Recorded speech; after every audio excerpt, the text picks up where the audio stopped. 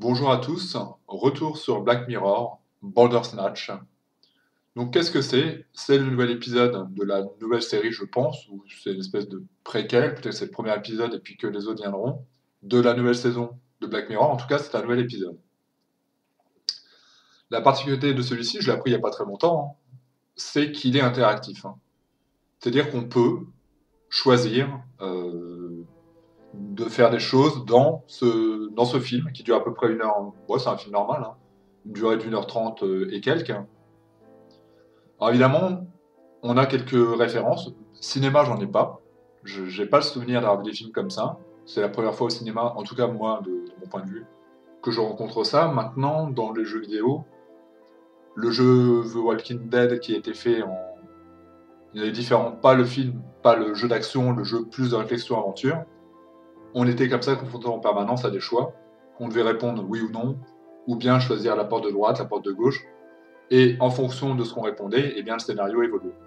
On retrouve ça un petit peu dans les jeux d'aventure quand même. Certains bons jeux d'aventure où, selon ce qu'on va dire, selon ce qu'on va faire, la fin ne sera pas la même.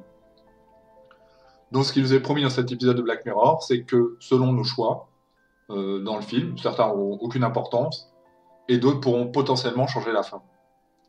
Alors évidemment, je préviens qu'il peut y avoir des spoils potentiels. Rien que de parler de ça, il y a peut-être des gens qui ne sont pas au courant du tout. Euh, je ne vais pas parler des fins vraiment, moi j'en ai fait qu'une. Je n'ai pas été le passionné qui ont fait les peut-être 10 fins, peut-être plus. Il y a des gens qui ont vraiment fait toutes les fins. Moi, ça m'intéressait pas plus que ça. Ça m'interpellait pas plus que ça. Moi, c'est plutôt un retour sur cette réflexion du nouveau cinéma, de réfléchir le cinéma autrement. Est-ce que c'était intéressant? Est-ce que c'était cool? Est-ce que c'était bien à vivre? Je veux dire que je parlais de cinéma. Effectivement, au cinéma, je n'ai pas de souvenir d'avoir été interrogé en tant que spectateur de ce que je pouvais faire ou pas, et avoir l'impression d'interagir avec l'écran. Néanmoins, j'avais trouvé ça sur un site complètement qui peut sembler, qui existe peut-être plus, sur le phénomène de radicalisation.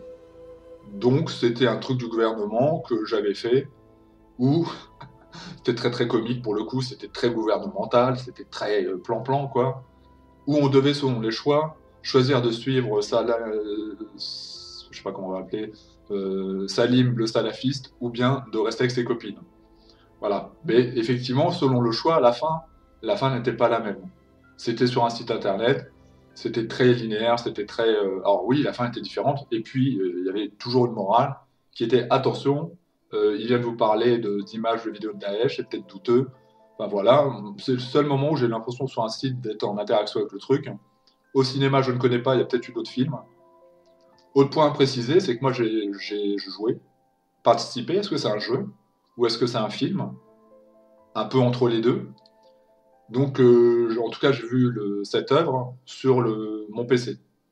C'est-à-dire qu'a priori, il faut avoir une télé dernier cri. J'ai une amie, la première qui m'en a parlé, qui m'a dit mince, ma télé, elle est dernier cri. Pourtant, je peux pas y jouer. Ma télécommande, ça répond pas. Enfin voilà, je sais pas quel matériel il faut pour le regarder sur une télé. Netflix étant, en tout cas, moi chez Free, il n'est pas associé à Free, sauf avec la nouvelle Freebox. Donc, c'est sur mon PC. Je le dis parce que c'est important, si vous n'avez pas la télécommande, vous ne pourrez pas jouer, il joue à la souris. Et j'ai quand même dit deux fois le mot jouer. C'est que j'ai l'impression quand même qu'il y a cette notion de jeu. En tout cas, vous ne pourrez pas interagir avec autre chose que la souris.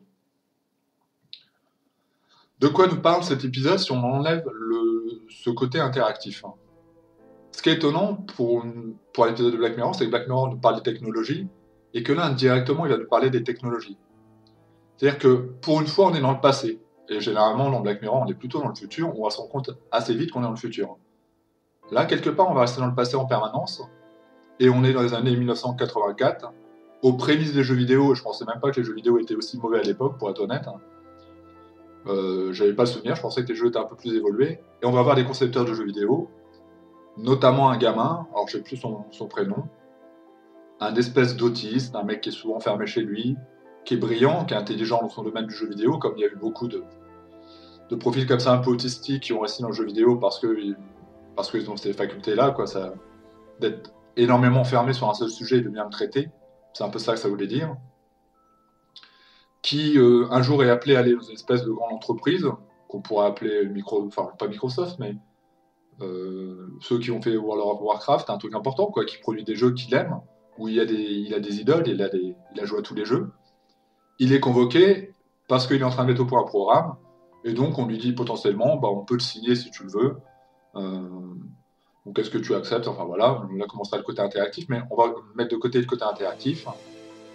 Et donc ce jeune homme va vouloir mettre au point le programme qui s'appelle Bandersnatch, un jeu qui s'appellera Bandersnatch. Je trouve que l'épisode en soi n'est pas génial. Mais on met le côté interactif. Si on enlève le côté interactif, je trouve que c'est pas du grand Black Mirror. Et je pense même potentiellement qu'avec ce côté interactif, on aurait pu faire beaucoup mieux et beaucoup plus intéressant. Pourtant, il y a eu du projet, c'est un projet qui a été assez long, puisque je vois qu'il y a eu 5h12 d'images qui ont été tournées, pour vous dire toutes les possibilités qu'il peut y avoir, toutes les différentes possibilités selon les choix que vous prendrez. Ça aurait pu être quelque chose de grandiose, mais j'ai l'impression que c'est un essai. Mais j'espère que ça l'est pas, parce que du coup, un essai comme ça raté, vaut mieux pas le produire, vaut mieux attendre un petit peu. Et ça peut donner après envie à de nombreuses personnes de le faire. Hein. Peut-être c'est les premiers Netflix à le faire. Et d'ailleurs, Netflix sera rappelé à un moment dans le jeu. Enfin, dans ce film interactif, il y a un moment où on aura un choix qui s'appellera Netflix. Hein. Là, je spoil, pour le coup. Mais j'ai pas trouvé que l'épisode était incroyable, parce que pour moi, les épisodes de Black Mirror, c'est souvent, certains sont romantiques, et ils vont amener plutôt ce côté un peu romantique, mélodramatique, mais souvent, c'est quand même plutôt une claque dans la gueule à la fin, avec un retournement de situation, avec un truc qu'on n'avait pas vu venir, et un truc déstabilisant, et un truc dérangeant. Le premier épisode de la saison 1, qui montrait, voilà, les gens ne savaient pas y lancer, Black Mirror était quand même fait pour... Voilà, vous pouvez clairement pas le regarder avec vos enfants, c'est même pas la peine, et il faut même un public adulte mature. C'est-à-dire que quand je conseillais Black Mirror, je disais attention, tu vas peut-être penser que je suis un taré. C'est-à-dire que les épisodes, tu vas te dire waouh, c'est quand même assez fou. Je pense notamment à l'épisode avec le gamin comment ça se passe le délire? Enfin bref, à la fin, on apprend qu'en fait, il était sur un site pédophile et c'est ça qu'il essayait de préserver. Je sais plus comment ça se passe, mais c'est super bien foutu. Et en fait, c'est vraiment à la fin, dans les dernières minutes, qu'on a l'explication euh, du pourquoi. Enfin, il y a eu plein d'épisodes comme ça génial, où il y a des espèces de twists à la fin qui nous retournent. On se dit waouh, j'ai vécu un truc comme ça. Il y a l'autre épisode avec le mec qui joue dans Get Out, le Black, où il est en train de pédaler en permanence sur un vélo, mais quelque part pour gagner de l'argent. Et où là aussi, il y a des retournements de situation intéressants, on comprend de plus en plus son univers, on comprend de plus en plus ce qu'il nous propose. Donc vraiment, Black Mirror, à mon sens, c'est des claques à ce niveau-là. Les épisodes ont été un peu... Quelques épisodes qui n'étaient pas géniaux, mais dans l'ensemble, c'est pourquoi j'aime beaucoup cette série, et j'aime pas les séries à la base. Hein. Donc j'aime Black Mirror de base. Mais là, je trouve pas que ce soit génial. J'ai vu des gens qui étaient enthousiasmés, hein. J'ai vu des gens qui avaient fait des vidéos en disant waouh, c'est incroyable, c'est génial, j'ai fait toutes les possibilités qu'il y avait, c'est extraordinaire. J'aurais aimé être dans le concept à ce moment-là de Black Mirror, quelque part. J'aurais aimé dire les gars, je pense qu'on peut aller plus loin. Et je pense pas, ça demande beaucoup plus de technique, hein. Mais moi j'aurais poussé le délire un peu plus loin. C'est-à-dire qu'en fait, à un moment, le héros dans le film va nous parler. Il va dire, j'ai l'impression, il est un peu perturbé, il prend des médicaments, il y a différentes possibilités dans le scénario, mais quand même, il est perturbé et à un moment, il va communiquer avec nous et il va comprendre qu'en fait, ses choix ne sont pas de lui, puisque les choix sont de nous. C'est nous qui cliquons et qui disons oui, on veut faire ça ou on veut pas faire ça. Donc il va nous parler et il va nous interroger. Ça, c'était intéressant, c'était le passage intéressant, ça dure pas très longtemps. Mais ça aurait été bien d'impliquer encore plus le spectateur pour qu'il devienne vraiment complètement acteur du film. Enfin oui, du film, un court-métrage de 1h30, pour moi c'est un film. Et comment ça aurait été possible? Alors après, je sais pas comment il a fait l'introduire, mais en voyant, j'ai eu des idées. Et d'ailleurs, je pensais que ça allait un peu dans cette direction-là. Parce qu'on a deux choix linéaires. On a quelques secondes pour répondre. Si on le fait pas, a priori, c'est Netflix qui choisit pour nous. Donc il va faire le choix. Je sais pas quel choix il prend. Mais en gros, vous avez 10 secondes pour interagir. Est-ce que vous prenez la porte de droite, la porte de gauche? Est-ce que vous prenez la pilule ou pas? Enfin voilà, ça fonctionne un petit peu comme ça. En gros, donc, on a deux cases, deux possibilités à chaque fois. On clique à droite ou à gauche. Évidemment, le choix n'est pas le même, mais c'est vraiment deux fois. Ce qui est intéressant, c'est de nous perturber en tant que spectateur, en tant qu'utilisateur du truc, que vraiment sans complètement impliqué et en même temps complètement hors du truc. Et ce qui m'aurait plu, c'est qu'à un moment, on ait deux choix et que par exemple, le tempo s'accélère, qu'on n'ait pas le temps de le faire vraiment. Ça aurait été intéressant, ça nous aurait mis dans le stress. On s'est dit, bah, ouais, mais là, j'ai essayé, mais. Et après, en interaction avec le personnage, ou peut-être il aurait compris, il aurait agi dans le film, en disant, je sais pas, ou même plus perturbant encore, que de ces deux choix multiples au début, qu'on a comme ça du début à la fin, on a deux choix, qui amènent sur d'autres décisions, mais on a toujours deux choix, à droite ou à gauche, avec une décision différente, qu'à un moment, par exemple s'il a pris une drogue, à un moment précis, ou à un moment où il perd vraiment la tête, qu'on se retrouve avec les deux choix en bas, et puis 10 choix autour. Et que nous, on ne sache pas. Alors, évidemment, peut-être que par une équation logique, on va essayer de prendre ceux qu'on connaît, donc à droite, à gauche, et de voir que ça ne fonctionne pas. En fait, le film aurait été programmé pour faire en sorte, soit il y avait un seul des 10 choix possibles qui était la vraie réponse, soit aucun n'était possible. Ça nous aurait rendu vraiment actifs du truc, et ça aurait été très perturbant. Parce qu'on s'est dit que là, on perdait le rôle, on perdait la mainmise sur le personnage. On avait été habitué pendant une demi-heure ou 40 minutes à contrôler tout ce qu'il faisait, ou beaucoup de choses, et donc à changer son destin. Et là, on ne pouvait plus. Et là, Black Mirror nous retournait, et là, il apportait autre chose. Ça aurait été intéressant de nous impliquer davantage. C'est une idée que j'ai eue, le choix multiple comme ça, mais il y aurait certainement d'autres possibilités intéressantes. C'est ce qui fait que cet épisode de Black Mirror, à mon sens, c'est pas incroyable. Le fait de jouer comme ça, d'interagir, pour ceux qui pourront avec une manette, peut-être une télécommande sera plus agréable, mais le fait d'être avec sa souris, peut-être qu'il faudrait le revoir, peut-être, mais j'ai l'impression qu'on n'est pas vraiment immergé dans le truc. On a même une espèce d'appréhension et de stress de dire quand est-ce que ça va être, il faut que ma souris soit là, parce qu'on pense que nos choix sont importants, alors que comme je le disais, a priori si on ne répond pas assez vite, Netflix choisira pour nous. Mais ça m'empêchait de rentrer dans l'œuvre. Et pour le coup, je ne peux, si je voulais regarder l'œuvre même de façon autre et linéaire, avec une fin autre, il faudrait qu'un ami à moi soit devant le truc et qu'il joue avec la souris. Sinon, je serais toujours partie prenante. Et en étant partie prenante, j'ai l'impression de ne pas pouvoir vraiment regarder l'œuvre. Ce qui est intéressant aussi dans cette démarche de Netflix, quand même, c'est que je vois pas comment on pourra louer ce truc ou le télécharger. Louer en DVD, oui. En DVD, oui. Je pense que s'ils sortent en DVD, c'est possible. Parce qu'on voit qu'on peut interagir avec les DVD, avec les fonctions qu'ils proposent.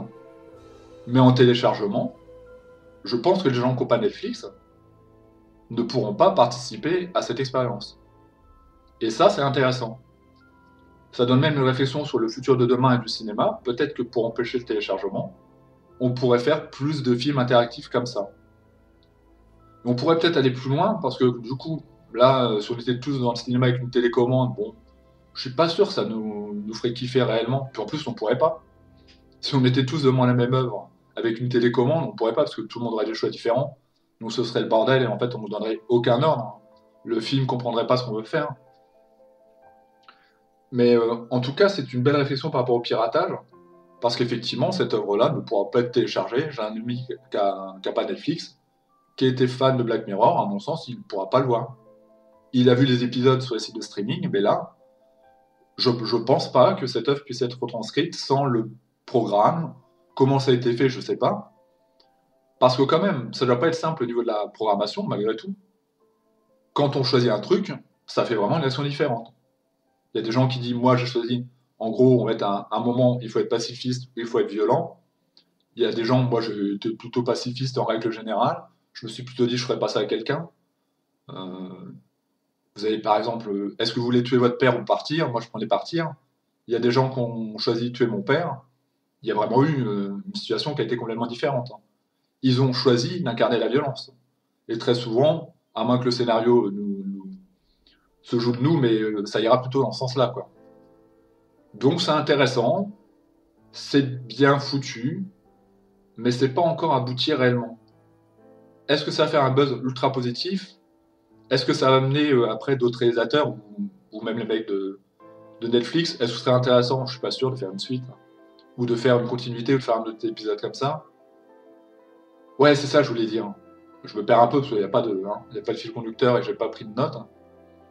c'est qu'on pourrait pas en salle parce que tout le monde aurait une télécommande et en gros ce serait le bordel. Mais par contre, dans un casque de réalité virtuelle, tout seul dans le truc, de faire des choix par est-ce que c'est possible? Je sais pas, mais clignement d'œil droit, vous prenez la direction qui est du côté droit.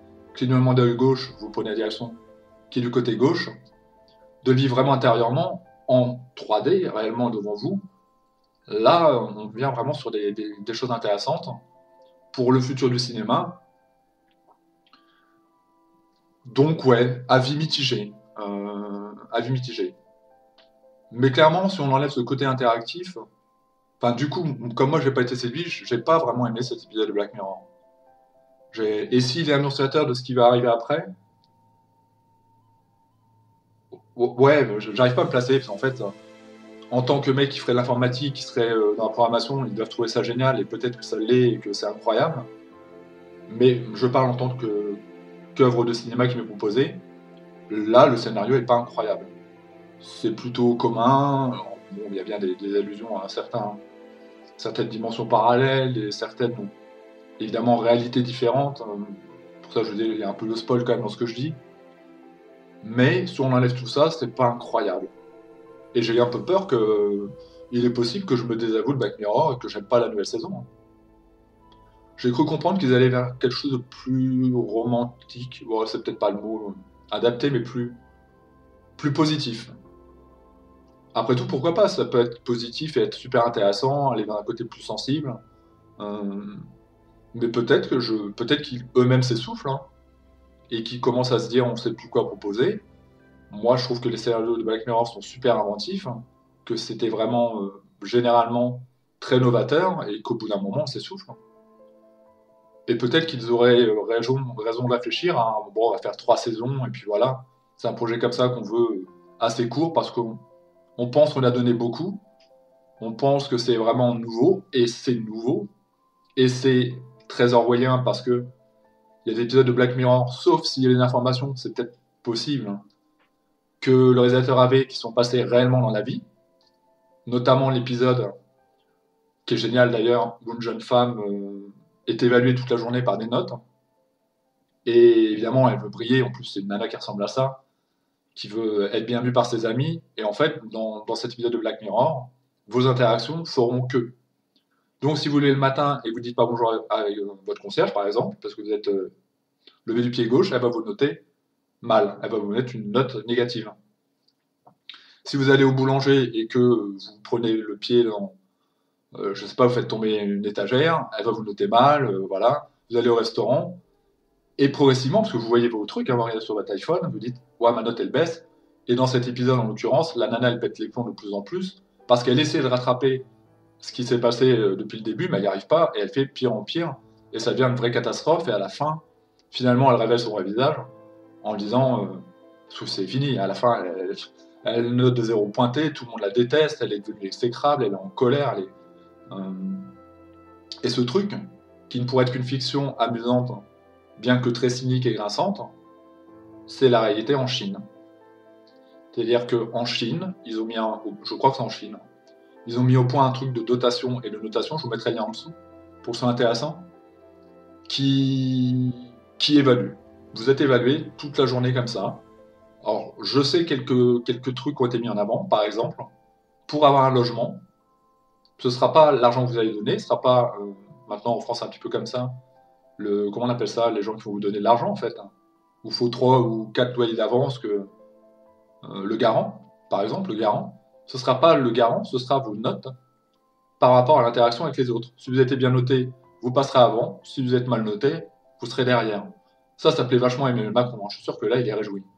C'est-à-dire que si vous êtes SDF, au moins, quelque part, vous n'avez pas à vous fier de système. Vous en foutez, vous êtes hors système. Et d'ailleurs, dans cet épisode, on a une espèce de rebelle, une femme, je crois, une routière qui dit, moi, j'en ai rien à foutre de leur truc. Ça fait très longtemps que j'ai quitté le bordel. Ça m'intéresse pas, ça rend fou. Et oui, ça rend fou. Effectivement, ça rend fou. Malheureusement, en Chine, c'est adapté, et les gens qui n'ont pas... Regardez, je vais vous donner un exemple simple. Pour une vidéo qui était en privé sur ma chaîne YouTube, qui s'est retrouvée en public, je ne sais pas comment, je me suis fait supprimer ma chaîne où j'avais tout. Voilà, j'avais toutes mes vidéos, j'avais mis un contenu qui m'a pris du travail, du temps, je suis pas payé, je m'en fous, hein. Et je veux pas être monétisé, mais ça m'a pris du temps, ça c'est clair. Il y a des gens qui m'ont dit, ouais, ton contenu a disparu, c'est où? C'est disparu, c'est mort. J'avais 1400 abonnés. Et vraiment, on retombe un peu sur le truc des followers. J'avais 1400 personnes qui me suivaient, peut-être même 1500. Du jour au lendemain, je me retrouve à 4 abonnés. Et je vais être sincère, c'est des amis. C'est des amis à qui je vais parler de mon truc qui sont abonnés à ma chaîne. C'est même pas des gens qui me suivent. Socialement, et pas économiquement, mais au niveau internet, au niveau numérique, je suis suicidé. Je suis mort. Et d'ailleurs, ça m'a presque donné l'idée d'un épisode de Black Mirror qui serait comme ça, d'un mec comme moi, qui n'a pas tellement de vie sociale, qui n'a pas de meuf, qui n'a pas de travail. C'est compliqué, il a un passé compliqué, il n'est pas très sociable, il a du mal à se joindre aux autres. Il se crée une chaîne où il parle de sa passion. Il parle de sa passion gratuitement parce que ça lui fait du bien et qu'il veut donner aux autres. Il se crée une communauté. Il voit qu'il y a 1400 personnes qui le suivent. Il se sent revalorisé. Et puis finalement, suite à un bug, ça peut même être un bug informatique, pourquoi pas, de serveur, il perd tout. Il était dans une petite campagne, il se retrouve tout seul, isolé, et il se dit comment je peux faire pour retrouver ma communauté. Et comme on serait dans l'épisode de Black Mirror, le mec se dit, je vais mettre en live, ça c'est encore un truc que je peux faire, je vais créer une chaîne secondaire, je vais mettre en live, et finalement, ce qui serait mis ce qui serait mis peu à peu progressivement en espèce de un côté très théâtral, je sais pas comment, ce serait que le mec ait l'idée en fait de dire voilà, je vais me suicider en live, donc je vais être suivi par les followers, des nouveaux, je veux que ce soit passé sur Instagram, je veux que ce soit sur tous les réseaux sociaux, je veux que ce soit en live sur YouTube, sur Facebook, partout. Évidemment, il ne donne pas d'informations. Il voit les followers, il voit les likes, il voit les commentaires, il voit tout. Il est en train de devenir quelqu'un, il redevient quelqu'un, il se sent revivre. Et puis la fin de cet épisode de Black Mirror, c'est qu'il se met près d'un pont et qu'il se jette dans l'eau, il se suicide, ou sous un train. Il a retrouvé la gloire d'antan, il a retrouvé ce qu'il pensait être.